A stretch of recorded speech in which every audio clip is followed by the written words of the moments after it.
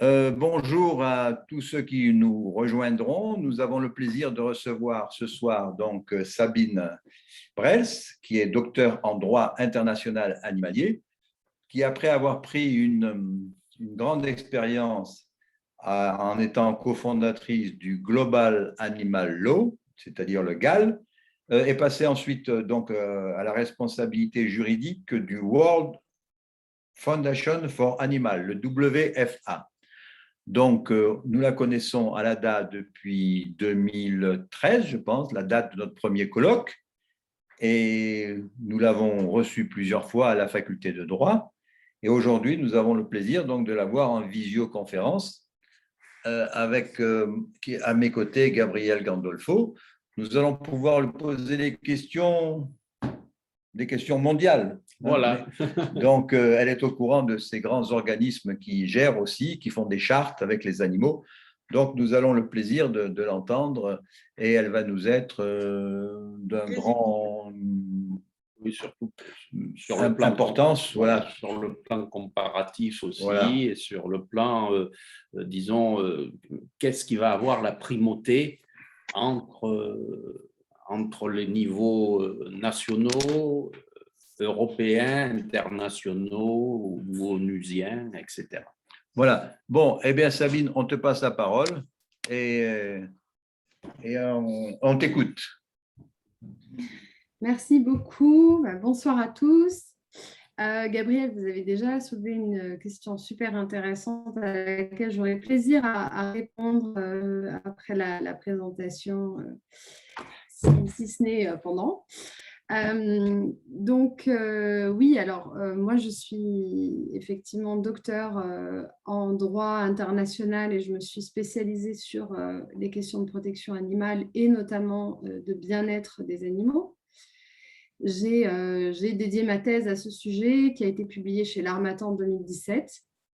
Donc cette thèse donne vraiment un tour d'horizon assez exhaustif de ce qui existe au niveau des différents pays en matière de loi de protection des animaux et de loi anti-cruauté également, avec on va dire,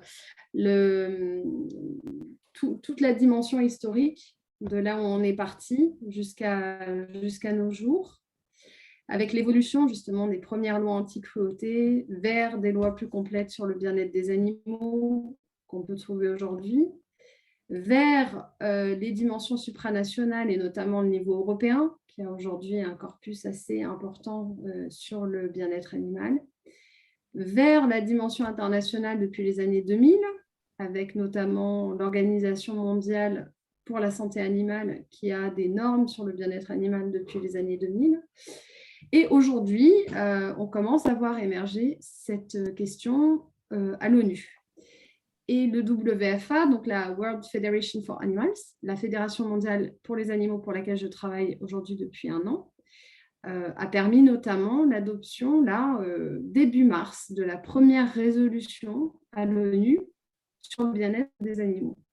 Donc, c'est quelque chose qui est aujourd'hui pris au sérieux. C'est une première étape clé pour justement créer un régime, on va dire, un peu plus complet sur cette question à l'ONU, puisque c'est aussi notre objectif de faire avancer les législations sur le bien-être animal également à l'ONU.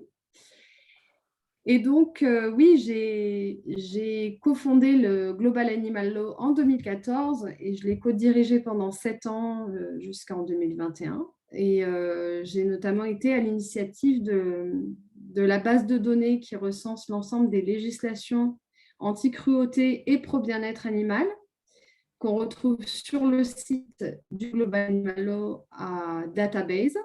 Donc, Global Animal Law, il suffit de taper en ligne et vous allez trouver Database, c'est la base de données donc avec l'ensemble de ces législations, les principaux instruments européens aussi qui existent, ainsi que les principales normes internationales, et le projet de convention sur la santé et le bien-être des animaux, qui a été lancé en 2018 et que j'ai mené là-bas pendant 3 ans. C'est l'idée d'avoir une convention qui est de plus en plus mise en avant et pour cause, puisqu'avec la crise Covid, eh bien, on a bien pris conscience que la santé des animaux et leur traitement, donc leur bien-être, étaient totalement liés à la nôtre de santé et par extension de bien-être. Et évidemment en lien total avec la protection de l'environnement. Ça, on en prend de plus en plus conscience aussi avec la question des changements climatiques.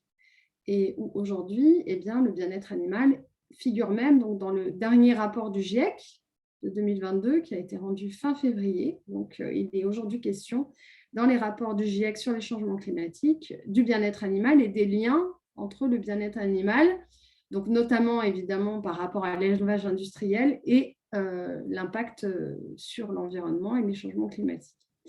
Donc ça, c'est déjà, je donne certains éléments là pour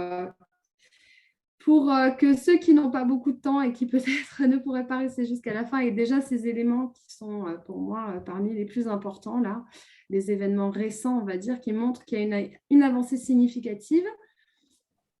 Et clairement, au niveau international et ONU, qui sont mes domaines de spécialisation sur lesquels je travaille, je peux dire vraiment que 2021 a amorcé vraiment un nouveau départ pour la protection des animaux au niveau international, avec justement cette prise de conscience des liens d'interdépendance entre les êtres vivants, qui avant étaient portés comme une évidence par ceux qui le savent, mais n'étaient pas du tout relayés au niveau politique.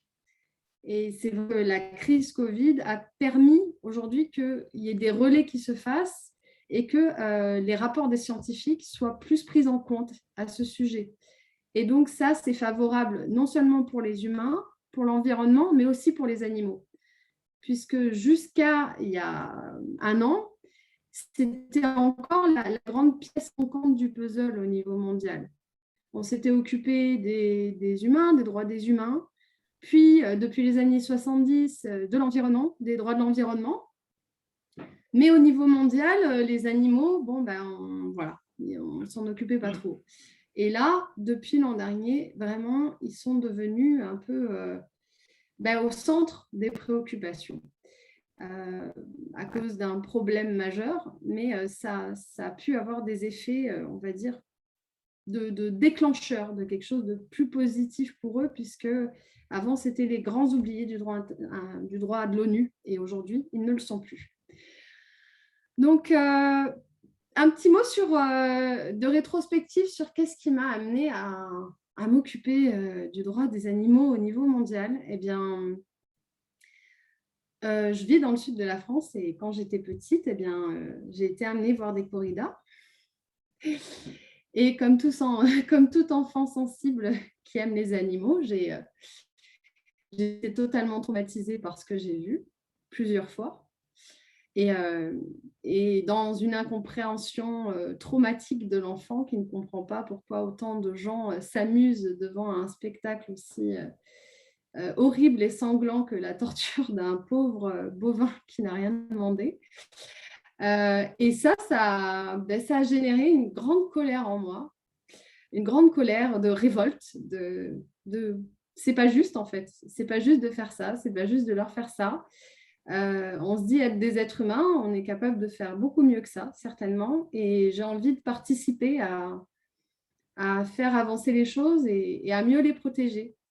Puis j'ai vu que c'était pas qu'en France, que dans d'autres pays aussi, et puis que la cruauté, c'était pas que la corrida, qu'il y avait aussi de la cruauté ailleurs, et ça m'a amené à justement avoir cette vision d'ensemble et à faire un peu le recensement de tout ce que j'avais envie de changer, entre guillemets, à travers mon travail pour être un des pions qui va permettre de poser sa pierre pour faire avancer les choses, pour mieux les protéger. Donc ça, voilà, d'où c'est parti. Et c'est vrai que c'était assez viscéral, donc ça me porte encore très fort aujourd'hui. Et la corrida est encore présente aujourd'hui et a à nouveau commencé dans le sud. Heureusement, de plus en plus de maires interdisent les corridas. Et puis en plus de ça, aujourd'hui, c'est moins rentable que les spectacles et les concerts. Donc ça fait leur affaire aussi. Mais tout ça pour dire qu'effectivement, comme disait Michel en off avant le début de la conférence, on est loin d'être les meilleurs au niveau mondial et au niveau européen. Et même si on a des lois, là, comme la récente loi maltraitance animale qui a augmenté les sanctions et un peu amélioré les choses, on va dire, on est encore très loin derrière de nombreux de nos voisins européens. Pour en citer quelques-uns, notamment la Suisse ou la Belgique, ou d'autres qui sont quand même pas mal plus avancés que nous, on ne peut l'être, hein, puisque eux, ça fait bien longtemps qu'il n'y a plus de corrida, ou que même s'il n'en a jamais été question, et que pareil, le foie gras et autres cruautés banalisées ont été interdites depuis fort longtemps. Donc, au niveau international, alors c'est autre chose et j'en parlerai après, mais juste pour du coup rebondir maintenant sur le plan voilà, auquel j'avais pensé pour donner quelques éléments d'actualité par rapport aux dernières avancées internationales, oui, je vais y venir, mais sur le plan national des différentes nations du monde. Donc, alors, je ne vais pas pouvoir faire un listing exhaustif là, en 1 heure de tout ce qu'il y a de mieux partout, mais ce qui est sûr, c'est que la dernière percée la plus importante pour moi de ces dernières années au niveau national, ce sont des décisions qui ont été rendues par les pays d'Amérique latine et l'Inde concernant les droits des animaux. Donc là, on est à une étape après, enfin, on va dire supérieure dans un sens à la question du bien-être animal. Puisque quand on parle du bien-être animal, c'est important de parler du bien-être animal, ça on est bien d'accord, mais parler des droits des animaux, là on va encore plus loin, puisque généralement le bien-être animal est considéré, en tout cas par le droit, dans le cadre des activités humaines, dans le cadre de leur utilisation.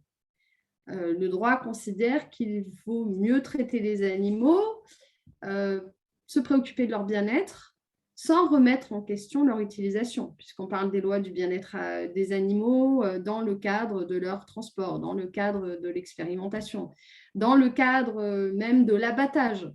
Aussi paradoxal que ça puisse être quand on y réfléchit, puisque même si tout consommateur citoyen n'est pas forcément choqué, puisqu'il achète ses produits en se disant « Ah, ben, c'est respectueux du bien-être animal », si on a posé ce label pour les êtres humains, par exemple, la loi pour le bien-être des humains dans le cadre de leur abattage humain, eh bien, ça choquerait tout le monde de parler du bien-être des êtres humains dans le cadre de leur mise à mort, par exemple. Donc là aussi, il faut se méfier du bien-être animal comme label marketing aussi aujourd'hui. Bien qu'encore une fois, s'occuper du bien-être animal, c'est essentiel, c'est louable et c'est nécessaire. Les droits des animaux, là, on considère bien que les animaux sont non seulement des individus sensibles, qui est le prérequis des lois du bien-être animal, hein, mais que ce sont des individus à part entière qui ont des droits, comme des personnes humaines, alors peut-être avec leurs spécificités, bien sûr, mais en tout cas que ce sont des individus comme des personnes qui ont des droits. Et comme droits fondamentaux, ceux auxquels on peut penser, c'est le droit à la vie, le droit à la liberté et le droit à l'intégrité, ou du moins à ne pas être maltraité gratuitement. Parmi ces droits fondamentaux, il y en a un qui a fait une percée énorme depuis ces dernières années, qui est le droit à la liberté, et notamment pour les grands singes. Donc ça, c'est plusieurs pays d'Amérique latine qui ont pris des décisions assez révolutionnaires, hein, on va dire, puisqu'elles ont ouvert la brèche des droits qui étaient avant réservés aux humains, aux animaux, aux grands primates, donc pour les chimpanzés, orang-outans, que ce soit l'Argentine, le Chili, maintenant l'Équateur, et également en Inde pour les primates et les cétacés également. Donc, il est reconnu en Inde que les dauphins ont le droit également à la liberté. Alors, on peut voir ici qu'il y a une logique incrémentale, on va dire, en tout cas où la brèche est repoussée progressivement. Au moins, là, les droits sont reconnus par des décisions de justice dans certains pays et on va dire pour des espèces qui sont relativement proches de nous, les grands primates, les grands mammifères, voilà, on leur reconnaît parfaitement leur intelligence, voire leur proximité génétique avec la nôtre. Mais on peut penser qu'à l'avenir, avec les connaissances scientifiques et de l'éthique animale, eh bien, peut-être que cette évolution va continuer à s'accroître. Comme on le voit pour les lois de protection qui, au départ, ont concerné certains actes de cruauté spécifiques, avant de s'étendre plus largement aux activités qui concernent les animaux pour considérer leur bien-être d'une manière un peu plus générale. Donc là, on peut aussi penser que eh bien, peut-être que la question des droits des animaux va justement s'étendre à d'autres espèces, d'autres pays aussi, qui peuvent commencer à les reconnaître. Et bon, il y a toujours la peur des implications par rapport aux privilèges humains, de les exploiter et d'en faire un peu ce qu'on veut. Ça, c'est une grande question qui est encore d'actualité. Je n'ai pas la prétention de pouvoir y répondre. Par contre, voilà, c'était important pour moi de relever que la plus grande percée, si ce n'est la plus grande révolution de ces dernières années au niveau national, c'est vraiment d'avoir ouvert cette porte au droit au pluriel des animaux. Et cette porte est ouverte. Donc je pense qu'avec l'avancée des connaissances et l'évolution des consciences, ça ne pourra qu'aller vers le sens de plus de droits pour plus d'animaux. Puisque si on fait l'analogie avec les êtres humains, c'est ce qui s'est passé. C'est ce qui s'est passé. Il y a eu les droits pour l'homme blanc, qu'il s'est auto-attribué au départ, et puis ça a été progressivement étendu de couleurs, puis aux femmes, puis aux enfants. Aujourd'hui, les droits concernent l'ensemble de l'humanité. Alors, on peut aussi penser que, eh bien, aujourd'hui, c'est pour les primates et les grands cétacés que ces droits sont reconnus. Eh bien, après, pourquoi pas pour tous les animaux dont on reconnaît la sensibilité, puisque ce serait logique. Donc, voilà au niveau national. Au niveau européen, 2021, grande année pour la protection du bien-être des animaux à l'Union européenne, puisque l'initiative End the Cage Age, donc la fin de l'ère des cages, a vu son aboutissement à travers une décision totalement inédite et là aussi, à mon sens, révolutionnaire de la Commission européenne, qui a demandé à ce qu'une proposition de loi soit faite d'ici 2023 pour qu'à l'horizon 2027, les animaux ne soient plus élevés en cage au sein de l'Union européenne. Donc là, on parle des pays de l'Union européenne. Et pour répondre à votre question précédente, Gabriel, ce qui est très intéressant, c'est que dans le cadre d'une organisation supranationale comme l'Union européenne, qui a un pouvoir politique sur ses États membres et un pouvoir de contrainte législative, eh bien, à partir du moment où c'est par exemple un règlement qui est adopté par l'Union européenne, eh bien, les États membres doivent s'y soumettre. C'est ce qu'on a vu pour certaines directives et certains règlements de l'Union européenne qui ont été assez avant-gardistes par rapport à l'état du droit de certains pays en matière de protection animale. Quand les cages en batterie pour les poules pondeuses ont été interdites sur tout le territoire de l'Union européenne, 2-3 pays, l'Allemagne, la Suisse, avaient commencé à adopter ces mesures, on va dire les plus avancés et les plus moteurs en matière de protection animale, mais tous les autres, et notamment les plus réticents, dont la France, l'Espagne, n'y étaient pas du tout et n'avaient pas du tout envie. Malgré tout, et même si on a été en retard dans l'application, alors qu'il y avait 12 ans de délai d'application de cette directive, et qu'on a fait partie des pays sanctionnés, puisque eh bien, peut-être qu'ils pensaient qu'ils pouvaient justement faire fi de cette directive, eh bien, on a été contraint, sous peine de sanctions pécuniaires, de le faire. Donc, voilà, il y a des moyens de contrainte. L'argent est une est un vrai moyen de contrainte que l'Union européenne sait utiliser pour faire appliquer ses législations. Et pareil, au niveau de l'expérimentation animale, depuis 2010, avec une directive assez avancée. Et dernièrement, donc pareil, en 2020, non là c'était début 2022, donc l'Union européenne a décidé qu'il fallait impérativement prendre toutes les mesures possibles pour mettre un terme à l'expérimentation animale à terme. Donc vraiment développer tous les moyens qu'on a, les mettre à disposition et voilà, aller vraiment vers ce but qui est d'ailleurs inscrit dans la directive de 2010, d'aller vers la fin de l'expérimentation animale. Et ça, voilà, c'est une décision solide, pareil, qui a été prise par l'Union européenne, qui a l'intention d'employer les moyens vers cet objectif. Sachant que l'Union européenne a été aussi la première organisation, on va dire, qui compte quand même 28 pays, à mettre un terme à l'expérimentation des animaux à des fins cosmétiques. Hein.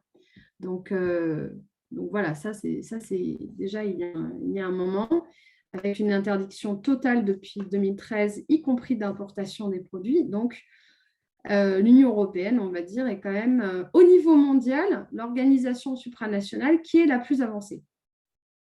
Parce qu'il y a des pays qui sont avancés en matière de protection animale et que même s'ils ne sont pas les plus nombreux, et c'est ça qui est très intéressant, d'un point de vue politique, parce qu'on peut avoir tendance à penser que c'est la majorité en fait qui pousse, mais là en fait ce sont quelques pays moteurs qui poussent vers en fait une avancée de la législation au sein de toute l'Union européenne et avec un contre-pouvoir par rapport au lobby qui est beaucoup plus fort qu'au niveau national comme en France, où en fait le contre-pouvoir c'est un groupement d'organisations de protection animale européenne, notamment l'Eurogroupe pour les animaux, qui parle d'une seule voix et qui a vraiment une voix au sein du Parlement européen et qui est entendu, pris en compte et qui aide justement vraiment à faire passer ce genre de mesures. D'où l'idée bien connue qu'on a en France de fédérer un contre-pouvoir qui soit suffisamment fort avec tous les électeurs que nous sommes inscrits aux organisations de protection pour créer un vrai contre-pouvoir face aux lobbies industriels, pharmaceutiques et autres. Mais tant qu'on restera relativement divisé, voire individualisé, eh bien, pour moi, ce contre-pouvoir sera très difficile. Bien qu'on arrive à faire passer certaines mesures, puisqu'il faut quand même bien ne pas toujours faire la figure des mauvais élèves, hein, mais les avancées sont très, très lentes, comparées à une organisation comme l'UE, qui pourtant a plein de pays et qui arrive à faire passer des mesures assez avancées au niveau international. Quant aux avancées mondiales, avancées internationales d'abord, eh bien, voilà, j'ai fait mention des normes sur le bien-être animal de l'OIE, donc l'Organisation mondiale pour la santé animale. Il y en a de plus en plus, dans de plus en plus de domaines.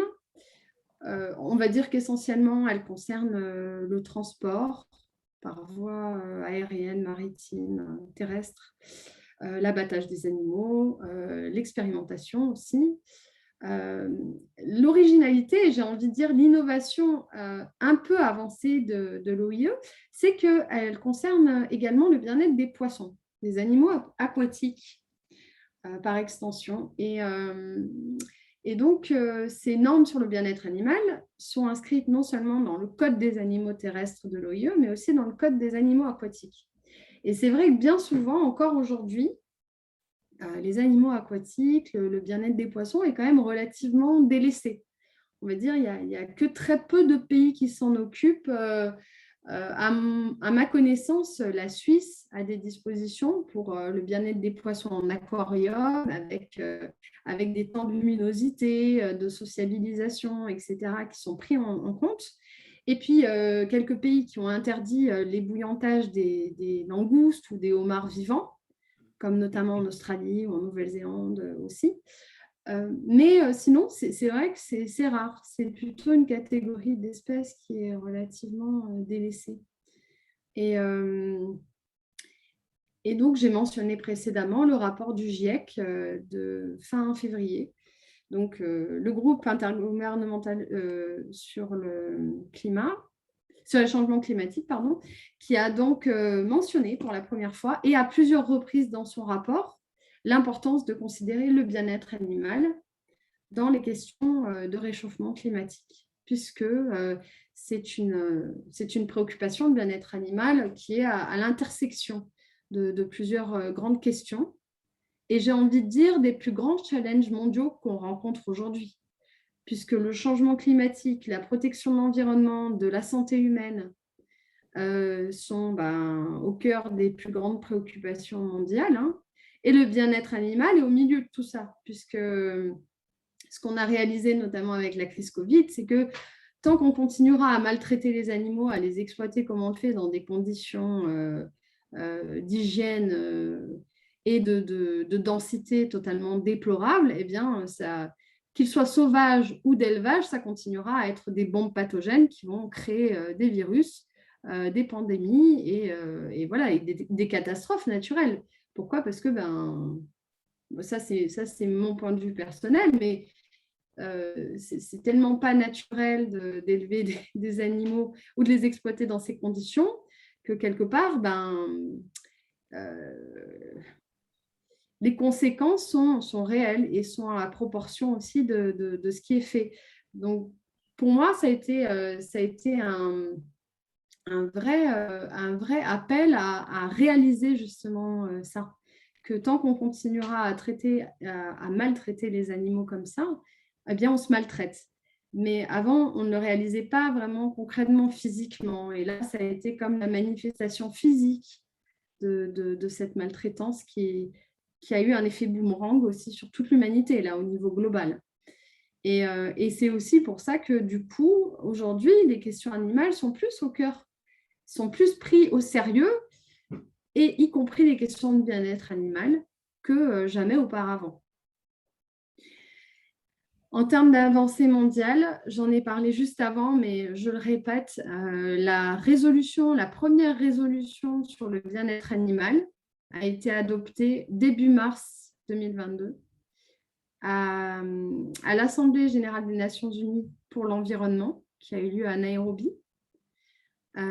Cette résolution concerne donc le bien-être animal en lien avec l'environnement et le développement durable.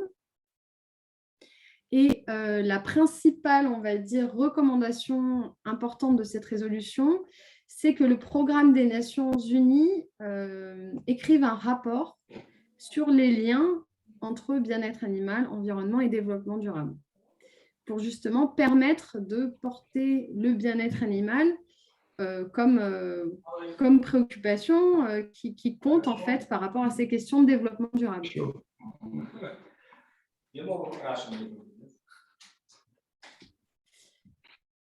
Et comme le développement durable est au centre des préoccupations de l'ONU, et ce depuis quelque temps, si le bien-être animal commence à avoir sa place au sein des objectifs de développement durable, de fait, le bien-être animal va devenir un objectif qui va s'inscrire à l'agenda de l'ONU.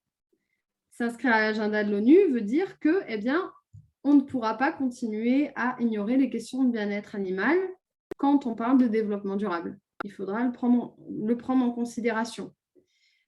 Et ça, c'est quelque chose de très nouveau et de très important qui permettra justement des avancées futures, dont l'adoption d'instruments peut-être plus contraignants, comme une convention étant au niveau international un traité, donc qui lie les pays à s'engager vers des objectifs. Aujourd'hui, la seule convention qu'on a qui est liée aux animaux à l'ONU, c'est la Convention sur la diversité biologique, mais qui traite de la protection des animaux sur le plan des espèces menacées, puisque là, on parle des éléments de la diversité biologique. Donc, les animaux sont pris en compte comme éléments de leur écosystème et non pas comme individus à part entière. comme les lois sur le bien-être animal les considèrent en tant qu'êtres sensibles, et donc qui méritent d'être bien traités, voire qui ont droit au bien-être. Voilà, donc je finis pour ce tour d'horizon quand même assez long. Et j'aurai plaisir, mais du coup, à répondre à vos questions si je le peux. La parole est à vous.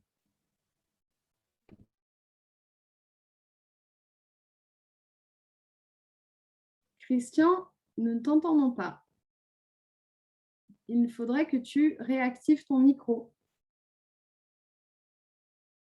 Arnaud, Voilà. peut-être? Ah, merci. C'est bon là, tu m'entends? Oui, c'est bon. Attends, je vais enlever ça à côté. Oui, tu as parlé de l'Inde.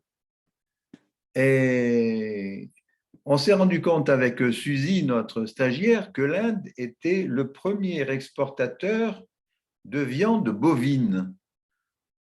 Dans un pays qui respecte depuis longtemps les vaches sacrées, oui. alors comment peut-on d'un côté respecter, avoir, je ne sais pas si c'est des chartes, des conventions, je ne sais pas ce qu'ils ont en Inde concernant les vaches qui se promènent dans les rues, ils ont des vaches sacrées et ils sont quand même devenus la première exportation de viande bovine.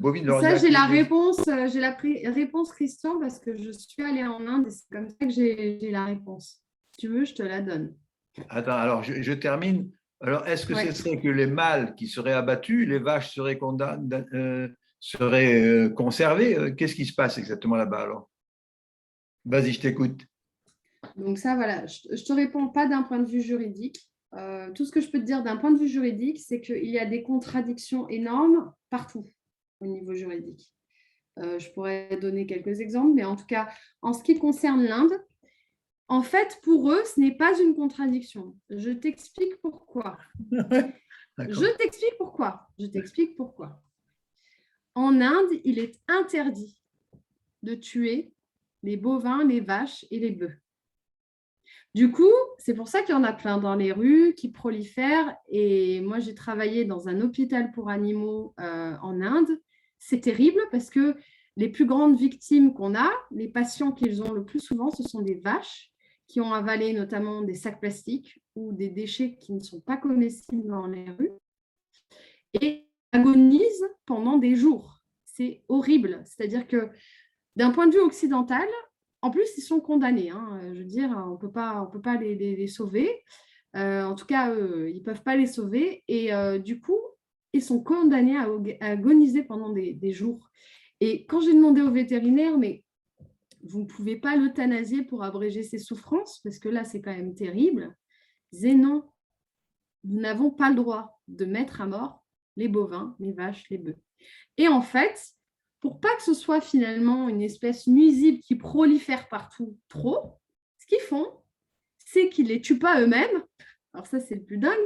Ils les exportent.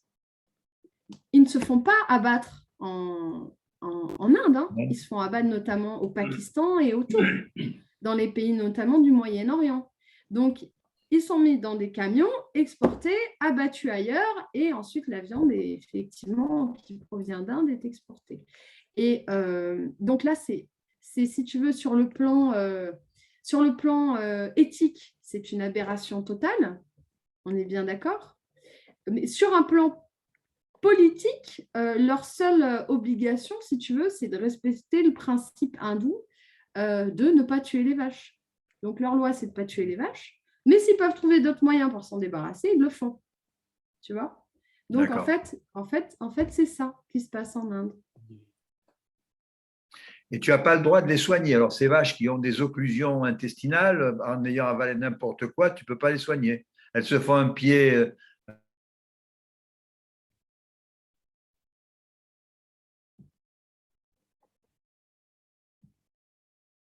On ne t'entend plus. Mais oui, les vétérinaires de là-bas disaient qu'en fait, c'était plus dangereux d'ouvrir une vache pour essayer de lui retirer son sac plastique. En gros, ils avaient essayé, mais que ça ne fonctionnait pas, quoi. Selon ce qu'elle a ingéré, elle était condamnée. Voilà. Ça, c'est des vétos de là-bas qui qui le disent. Et pour autant, je veux dire, elles sont accompagnées dans leur agonie, mais c'est assez terrible. Hein, c'est assez terrible. Oui, Michel a une question. Alors, il faut que tu réactives ton micro, Michel. Oui. Qu'est-ce qu'ils soignent alors les vétérinaires en Inde, puisque les vaches, apparemment, ils les laissent mourir de mort, soi-disant naturelle. Et ils ont des animaux qui soignent, ils s'en occupent de leur... Parce que moi, j'ai une amie qui est allée et qui m'a dit que les chiens leur donnaient des coups de pied, que dans la rue, c'était vraiment aucune considération pour l'animal. Donc, je ne sais pas trop le rôle. Il y a pas mal de chiens, justement, dans les refuges et les hôpitaux pour animaux où je suis allée, il y avait pas mal de chiens. Et puis d'autres espèces, des ânes, des chèvres, voilà. Mais j'ai envie de dire que c'est comme partout, malheureusement. Ce n'est pas la majorité qui se préoccupe du sort des animaux. Il y a quelques personnes qui s'en préoccupent. Sinon, après, il y a des gens qui mettent des coups de pied. Moi, je n'ai jamais vu ça. Hein. Mais il y en a qui le font en France aussi. Oui. C'est les enfants. Les enfants, m'a dit une amie, qui sont très méchants avec les animaux dans la rue. Oui, mais vous allez dans des ghettos, en France, c'est pareil. Hein, ils donnent des coups de pied dans les chats et les chiens. Hein. Non, mais enfin, l'Inde, c'est ça, il n'y a pas de... Moi, selon moi, au niveau tant du droit que des quelques voyages que j'ai pu faire, hein, je n'ai pas trouvé de modèle idéal, nulle part.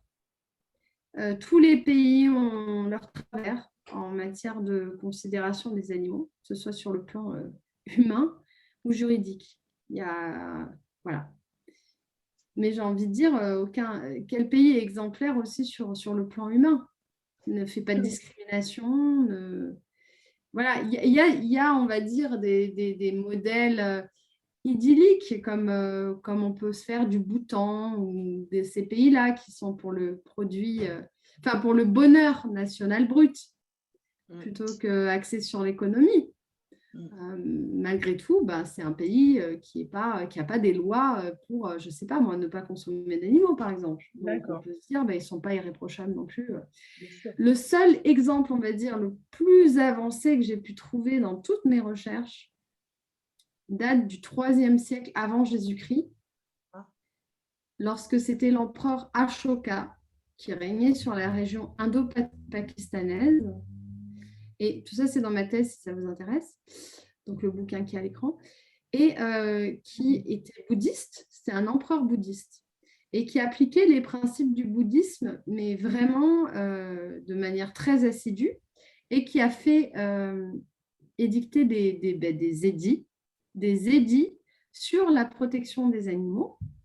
Et qui a créé d'ailleurs dans cette région les premiers hôpitaux pour animaux, au IIIe siècle avant Jésus-Christ. Et qui avait, dans ses édits, adopté l'obligation de venir en aide aux animaux en détresse, comme pour les humains. Si on trouve un animal en détresse, on l'amène dans un hôpital, on le fait soigner. Voilà, il y avait ce principe-là déjà. Et c'était le végétarisme qui était promu. Alors, lacto-végétarien, puisqu'ils sont toujours beaucoup nourris du lait des vaches, dont ils font du beurre, etc. Mais en tout cas, il était interdit de mettre à mort un animal pour le consommer. Il pouvait être consommé après son décès, mais c'était quand même plutôt une tradition végétarienne issue du bouddhisme. Et ça, c'était la région indo-pakistanaise. Enfin, c'est une dimension continentale immense. Et il y avait ces principes-là qui prévalaient à ce moment-là. Et c'était juridique, puisque c'était des édits de l'empereur. Donc, voilà, ça avait force de loi. Ces principes bouddhistes avaient force de loi. Et c'est l'exemple le plus avancé que j'ai connu. Et aujourd'hui encore, même dans les pays avancés, on est encore très loin de ça. Hein, de l'interdiction de tuer ou de maltraiter un animal, quel qu'il soit, et de venir en aide, en assistance aux animaux en détresse, quel qu'il soit. Ça aussi, c'est quand même très avancé à l'époque. Alors, je ne sais pas comment c'était appliqué ou les détails, parce que les textes ne poussent pas aussi loin. Mais en tout cas, voilà, ce qu'on sait, c'est que c'était selon moi, les règles juridiques les plus avancées en matière de protection animale. Et elles remontent au IIIe siècle avant Jésus-Christ. Merci. Claire Borne a posé une question par écrit. Quel est ce texte de début 2022 qui met un terme à l'expérimentation, qui mettrait? Alors, c'est pas un texte aujourd'hui, c'est une décision de la commission. Alors, je ne sais plus si c'est fin 2021 ou 2022, je pourrais vérifier. Je suis en train de balader ma souris, pardon. Voilà, en tout cas, sur ces derniers mois, c'est la commission qui a demandé à ce que tous les moyens soient mis en œuvre. Donc, ce n'est pas un texte juridique aujourd'hui, mais voilà, c'est une décision ferme de la Commission européenne qui a demandé à ce que tous les moyens soient mis en œuvre pour aller vers la fin de l'expérimentation animale. Ce qu'il y a dans les textes aujourd'hui de l'Union européenne par rapport à l'expérimentation animale, c'est la règle des 3 R que vous devez connaître en matière d'expérimentation. Réduction, raffinement et remplacement des animaux. Il y a France qui dit « Je n'entends rien depuis le début. Est-ce que, en principe, on peut couper le micro, mais on ne peut pas couper le son? Je ne comprends pas pourquoi elle n'entend pas. » Arnaud, tu peux regarder ça? Oui, le son fonctionne très bien. Voilà, donc. Elle n'a pas de son, donc ça vient de son appareil. C'est possible. Alors, parce que moi, je n'ai pas noté de problème à ce niveau-là. Voilà. Est-ce que tu vois des mains levées, Arnaud? Moi, je n'en vois pas. Je regarde. Moi, je vois Suzy. Suzy semble avoir une question. Alors, Suzy. Suzy, je t'écoute. Oui. Merci. Par contre, ta caméra, je pense, est de l'autre côté, Suzy. D'accord. C'est bon là? Là, on voit, je pense, ton logement, puisqu'on ne te voit pas toi. Pardon. C'est bon. J'ai croisé plusieurs sources, en fait, qui disaient que la Chine avait décidé de ranger les chiens et les chats dans la catégorie des animaux domestiques, en fait. Et selon vous, est-ce que ça va entraîner une interdiction de leur consommation ou c'est un engagement ou est-ce que ça va aller plus loin que ça?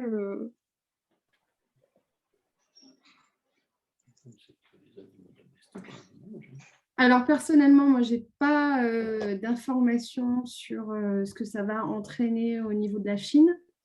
Par contre, ce que je sais, c'est qu'ils ont envie de se donner une meilleure image par rapport au traitement des animaux, d'adopter des lois plus, on va dire, protectrices d'une certaine manière, mais c'est très compliqué. Comme partout, j'ai envie de dire, mais les enjeux traditionnels en Chine sont très compliqués comme chez nous, hein, d'ailleurs. Le poids de la tradition empêche souvent l'avancée vers le nouveau. Et par contre, ce qui, moi, m'a vraiment très, très étonnée, pour ne pas dire choquée, c'est que les médias français, européens, occidentaux n'ont absolument pas relayé l'interdiction qui a été adoptée en Chine, par la Chine, depuis février 2020. Qu'est-ce que je dis? Oui, donc février 2020, donc suite au début de la crise Covid, ils ont adopté une loi très ferme d'interdiction de consommation des espèces sauvages, y compris pour des raisons traditionnelles. En fait, et cette interdiction est encore valable aujourd'hui. Et ça n'a pas été du tout relayé par les médias en Occident. Alors qu'en fait, ils ont pris une décision assez ferme par rapport à ce qui s'est passé, quoi. Donc, interdiction de toutes les espèces sauvages ou que du pangolin? De consommer les espèces sauvages. Donc, ça veut dire qu'ils consommeraient plus de singes, ils consommeraient plus de serpents, ils consommeraient plus de choses comme ça? Écoute, c'est ce que la loi prévoit en tout cas. D'accord. Si vous ne voyez pas d'autres questions, moi j'aimerais bien que tu reviennes sur Si, il y la a d'autres convention ou questions, les Christian. Il y a Manon qui Ah, a alors on levé laisse sa main. poser. Alors. On laisse faire. Alors, allez-y. Vas-y, Manon, je t'écoute. Bonjour. J'ai une question principalement sur le bien-être des animaux dans le cadre des expérimentations.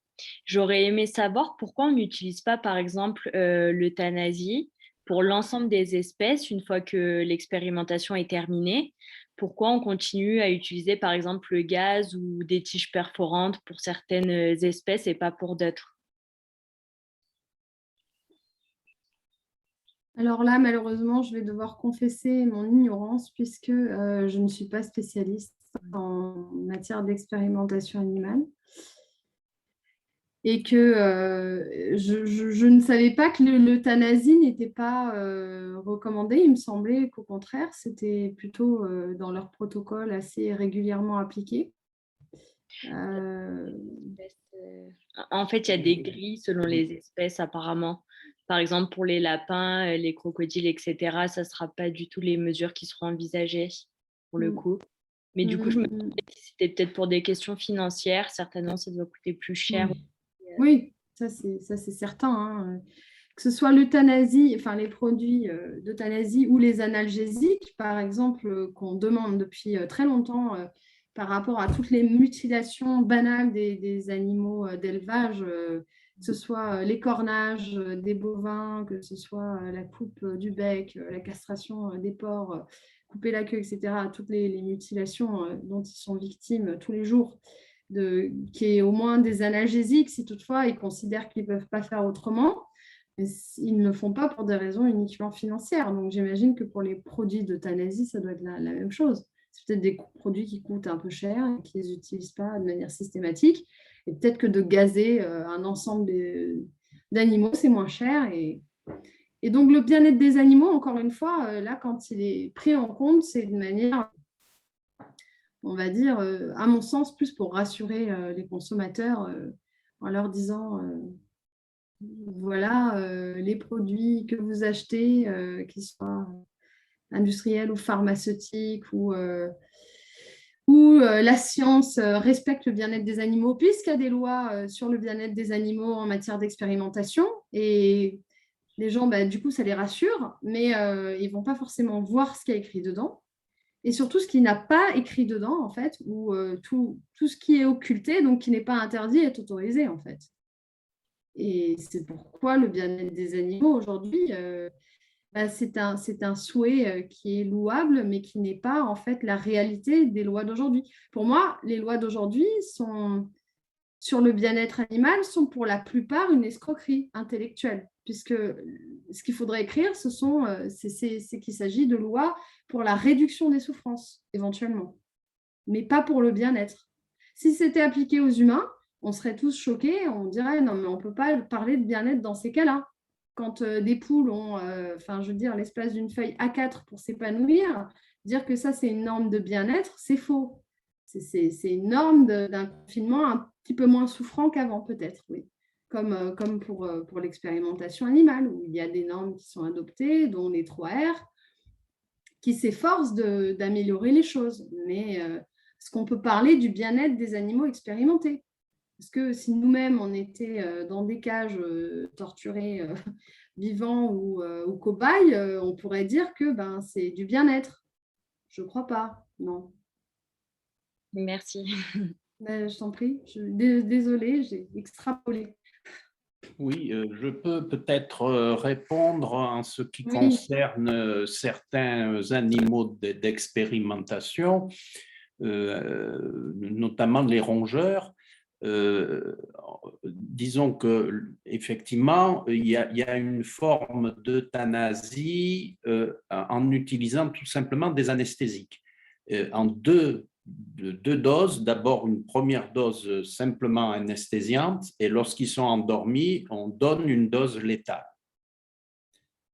Ce qui permet, parce que si on donne une dose létale tout de suite, il y a le cœur qui s'emballe et effectivement, l'animal peut se sentir mourir. Et donc ça fait quand même des années que c'est quand même assez strict là-dessus, en tout cas dans les laboratoires universitaires. Maintenant, les laboratoires privés, je ne peux pas dire.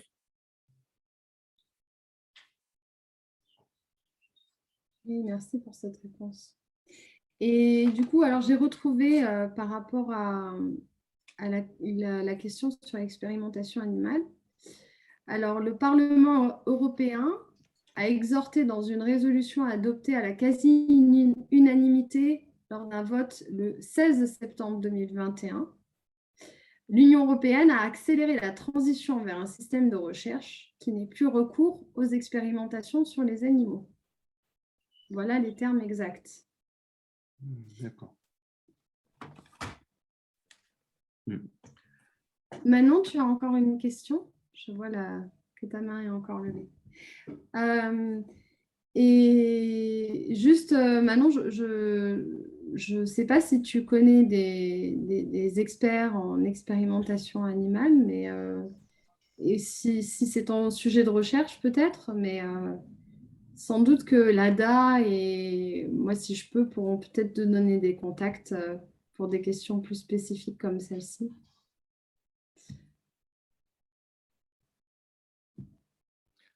Si je peux me permettre, est-ce que tu pourrais revenir sur le lien, tu avais parlé d'un lien à l'ONU entre le bien-être animal et le développement durable. Tu disais qu'effectivement, ça semble une bonne voie de progression.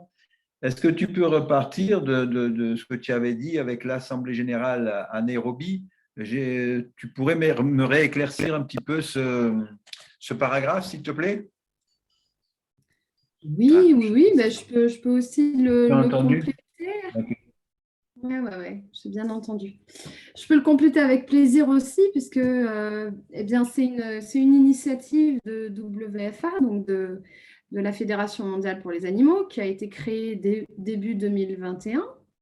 Donc, moi, je travaille avec eux depuis le début.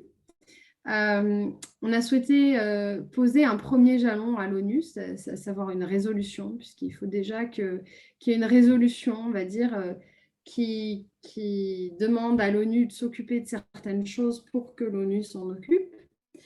D'avoir une résolution adoptée, c'est autre chose, puisque ce n'est pas évident de faire adopter une résolution à l'ONU, parce qu'il faut que les États membres soient d'accord. Et sur des sujets novateurs, ils considèrent tous qu'ils ont déjà assez à faire avec ce qu'ils ont avant de rajouter d'autres choses. Ça fait des années qu'on travaille à faire intégrer le bien-être des animaux à l'ONU, et notamment à travers ce premier pas qui est une résolution.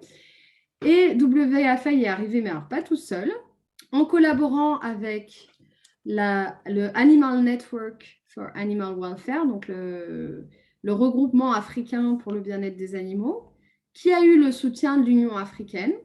L'Union africaine, c'est une organisation politique. Enfin, nous, on a l'Union européenne. En Afrique, ils ont l'Union africaine. Donc, c'est quand même un soutien politique assez fort, on va dire.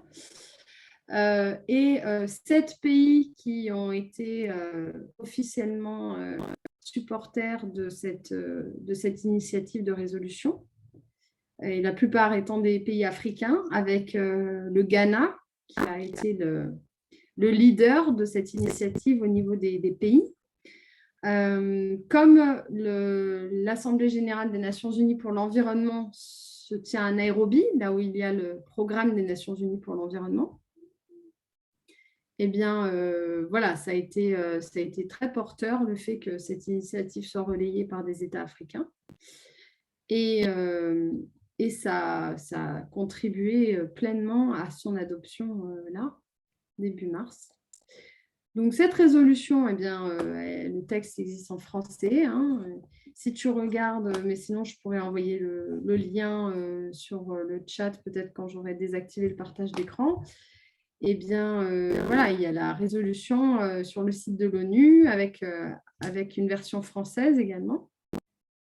Et le texte est très court, mais ce qui est très intéressant, c'est de voir que le bien-être animal figure en titre et est intégré parmi les préoccupations d'environnement et de développement durable. et que cette résolution demande au Programme des Nations Unies d'écrire un rapport sur les liens entre bien-être animal, environnement, développement durable, ce que le WFA, donc l'organisation, enfin la Fédération pour la protection des animaux, va travailler avec le Programme des Nations Unies pour l'environnement sur ce rapport, pour avoir un rapport qui aille dans le sens de clairement expliciter ces liens pour que le bien-être des animaux soit pris en compte parmi les objectifs de développement durable. Puisque ça, c'est vraiment le sujet clé à l'agenda de l'ONU, le développement durable, depuis des années.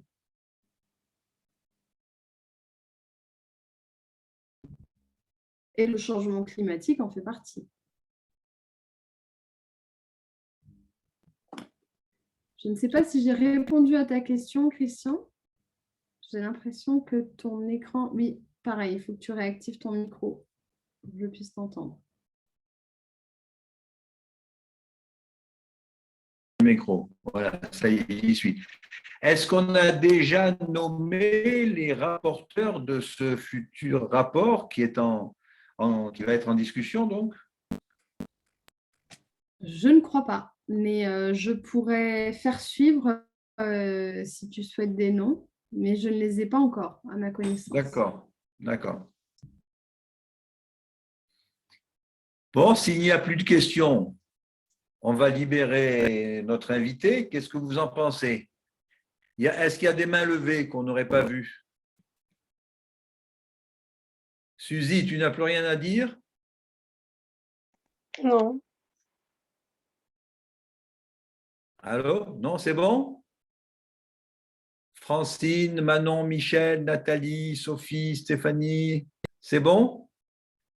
Bon, ben, on va laisser notre ami Gabriel clôturer la réunion. Bon, ben, merci beaucoup à Sabine Brel. C'était effectivement très intéressant. Et c'est sûr que bon, cet aspect de comparaison des différentes législations, c'est quand même quelque chose de primordial. Alors, bon, moi, je reviens en tant qu'ancien chercheur au problème de l'expérimentation animale et surtout des collaborations internationales. Et donc, en règle générale, lorsque c'est sur différents pays, disons que ce sont les législations les plus coercitives qui sont adoptées.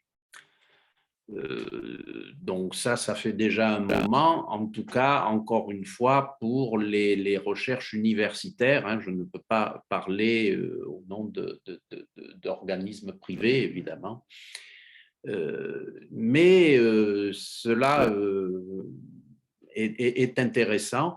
Maintenant, il faut voir si les recommandations onusiennes restent au niveau de recommandations. Et c'est vrai que, bon, vu le nombre de pays qui sont concernés, c'est difficile peut-être de faire autrement. Mais je remercie Sabine parce que finalement, ce qui est intéressant, c'est de savoir que l'Union européenne, elle, a quand même les moyens financiers. Comme on dit, c'est le nerf de la guerre. C'est bon pour contraindre quand même d'une manière générale. Alors, en dehors de l'expérimentation animale, il y aura effectivement à s'attaquer à la corrida, puisqu'on a commencé par parler un petit peu de corrida. Et c'est vrai que bon, il y a certaines régions, notamment la Catalogne, qui a renoncé en tout cas aux mises à mort des taureaux.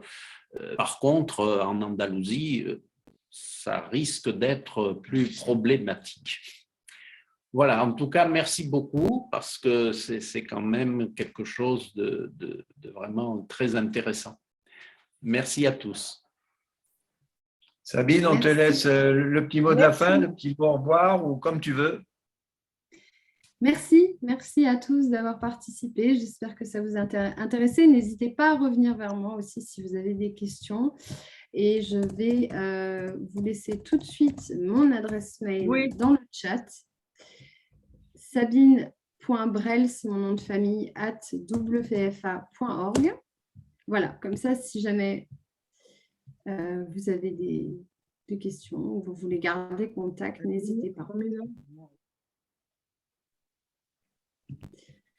Voilà, en tout cas, c'était un plaisir de vous rencontrer. Merci encore, Sabine. Merci. Et merci pour votre invitation. Et puis, au plaisir de suivre ensemble. Et merci à tous, surtout pour votre implication pour les animaux et pour votre intérêt. Et ça, c'est super. Merci, Sabine.